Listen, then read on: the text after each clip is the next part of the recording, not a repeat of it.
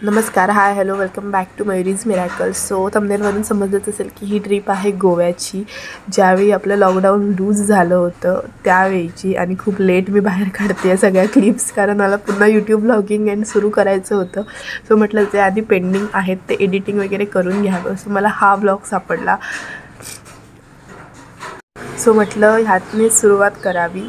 तर मी हा एडिट केला आत्ता आणि खूप लेट अपलोड करते आहे, सो सॉरी. आणि तुम्ही पहा किती मजा येणार आहे ती, कारण सो बेसिकली ही ट्रिप होती माझी मम्मी आणि मम्मीच्या फ्रेंड्ससोबत. त्यांचा जो फ्रेंड्स ग्रुप आहे ते कायम एकत्र फिरायला वगैरे जातात. सो आम्ही पण गेलेलो, बिकॉज आफ्टर लॉकडाऊन आम्हाला कुठेतरी जायचंच होतं. गोव्याला मी आधी मम्मी पप्पांसोबत गेली होती, पण ही नंतरची ट्रिप. सो मी मम्मीच्या फ्रेंड्सना सगळ्यांना हाय वगैरे बोलायला सांगितलं. त्या खूप कोऑपरेटिव्ह आणि एक्सायटेड होत्या. त्यानंतर आम्ही इथे मिड स्नॅक्ससाठी थांबलेलो, ब्रेकफास्टसाठी हॉटेल कावेरीमध्ये.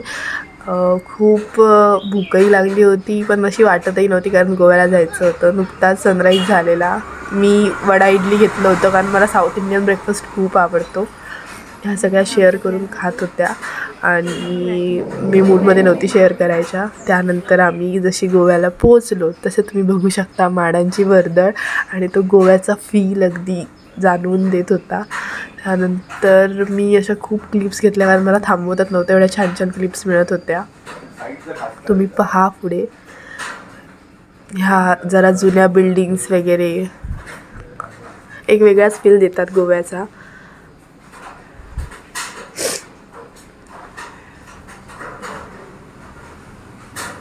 सगळी खूप एक्सायटेड होत होती, पण ऊनही खूप होतं, गरम, खूप एक्झॉस्टेड व्हायला झालेलं. नंतर आमचं पहिलं डेस्टिनेशन होतं ओल्ड गोवा चर्च, आणि तुम्ही पाहू शकता इथे पोचल्या कशी शॉप्स लागली होती सगळी, आणि मला सगळं शॉपिंग करावंसं वाटत होतं. मास्क तुम्ही बघू शकता, मास्कशिवाय काहीच नव्हतं त्यावेळी. हा माझा फेवरेट मास्क होता. त्यानंतर माझी बहीण, आणि मी तिथे बोललेली, पण आता ते सगळ्या साऊंड गेला आहे त्याचा. तुम्ही पाहू शकता किती सुंदर झाडं वगैरे होती. ती मला एकदम बाहेरच थांबावंसं थंड वाटत होतं त्या झाडांखाली. हे झाड मला खूप आवडलेलं, कम्प्लीट आच्छादलेलं होतं. त्यानंतर आम्ही चर्चच्या जवळ गेलो. आम्हाला मेन चर्चच्या आतमध्ये जाता आलं नाही, कारण त्यांचे प्रेयर्स सुरू होते. सो आम्ही त्यांना डिस्टर्ब नव्हतो करू शकत. पण त्यांच्या बाजूला जे म्युझियम आहे तिथे आम्ही गेलो होतो. त्यामुळे मी आधी इथे गेलेले, त्यामुळे मला चर्चमध्ये गेलेल्याचा एक्सपिरियन्स होता. पण काही मम्मीचे फ्रेंड्स नव्हते गेले, सो त्यांना जायचं होतं. पण ओके, नेक्स्ट टाईम. त्यानंतर आम्ही म्युझियमकडे वळलो, आणि बॅसिलिका असं नाव होतं त्याचं. सो आम्ही आत गेलो. मला आधी नव्हतं माहीत की ते फोन्स अलाउड नाहीत, कारण तिथे कुठे लिहिलं नव्हतं. मी पाहिलं होतं. सो मी क्लिप्स घेतल्या ह्या एन्शंट पेंटिंग्सच्या वगैरे, किंवा तिथे छोटे छोटे स्टॅच्यूज वगैरे बनवून ठेवलेले होते. लॅम्प्स वगैरे होते अँटिक पीस टाईप. सो मी तिथे घेतल्या सगळ्याच्या क्लिप्स, आणि त्या मी बघितलं कुठेच लिहिलेलं नव्हतं.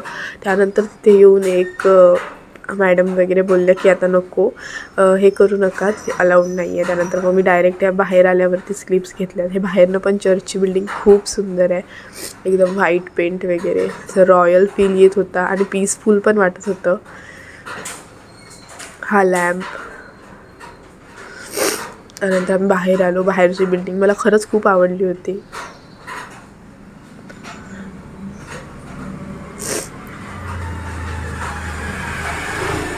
त्यानंतर आम्ही पाठच्या गार्डनमध्ये आलो. इथे सगळेजण आलेच असतील, जिथे रॉक टेबल्स आहेत.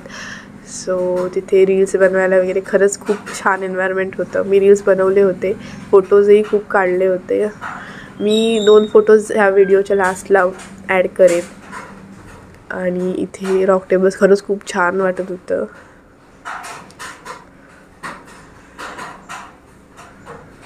किती माडाची झाडं आहेत, खूप छान वाटत होतं.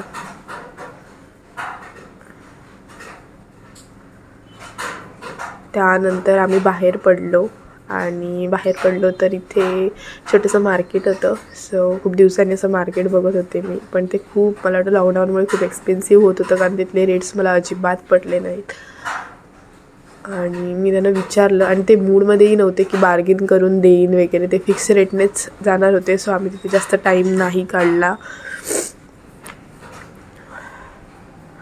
आणि बाकीच्या स्टॉल्समध्ये गेलो. बाकीचे स्टॉल्ससुद्धा एकदम सगळं कलरफुल वाटत होतं. खूप दिवसांनी हे सगळं पाहत होतो आम्ही सगळीच.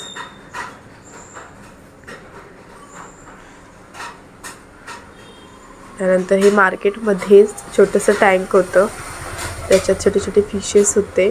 आणि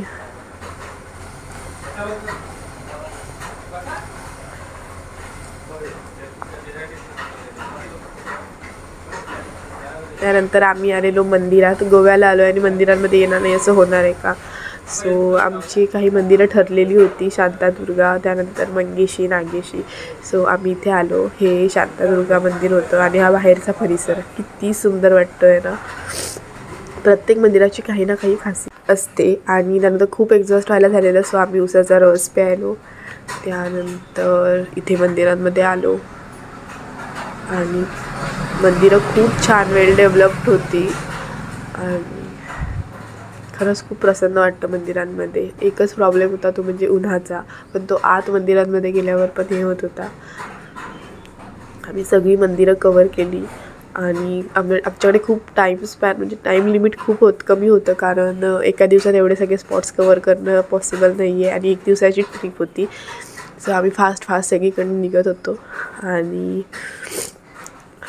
ही देवीची सुंदर मूर्ती आहे.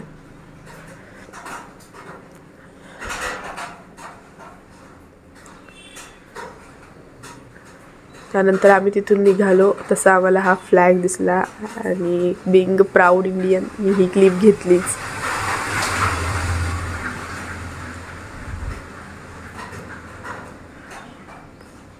त्यानंतर आम्ही गेलो मॉल दी गोवाला. आम्हाला खूप एक्सप्लोर करायचं होतं, पण आमच्याकडे टाईम लिमिट होतं, कारण आम्हाला बाकीची स्पॉट्स पण कवर करायचे होते. आणि इथे वेगळाच इन्सिडेंट झाला. माझी बहीण एस्केलेटरने वर गेली, पण तिला खाली काही येईना. सो तिथे खूप वेळ गेला आणि मग ती 5च्या जिन्याने आली.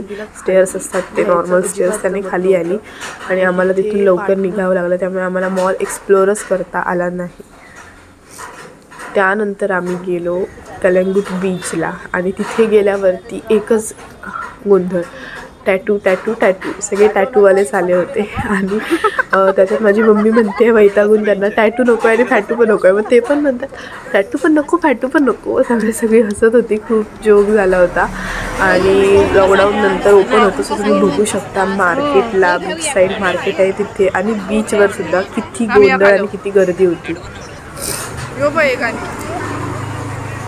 सनसेटचा टायमिंग झालेला, त्यामुळे एकदम सगळं वातावरण खूप सुंदर होत आलेलं. आणि इथे सुद्धा आम्हाला असा बरा वेळ मिळाला. आम्ही खूप इथे रील्स वगैरे काढली, फोटोज वगैरे काढले, पण आम्ही पाण्यात नाही गेलो, कारण एकतर मला पाण्यात नाही आवडत जायला.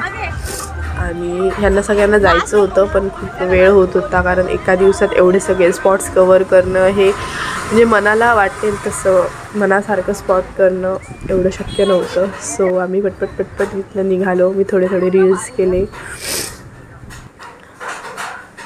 खूप गर्दी होती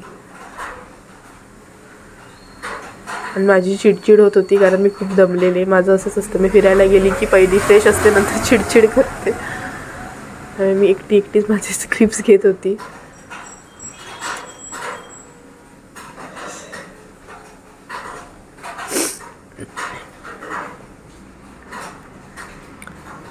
आणि इतकी हवा होती की माझे केस असे मला पण उडवत होते. त्यानंतर सनसेट होत होता, झाला नाही, होत होता. आणि पाणी खूप छान वाटत होतं एकदम.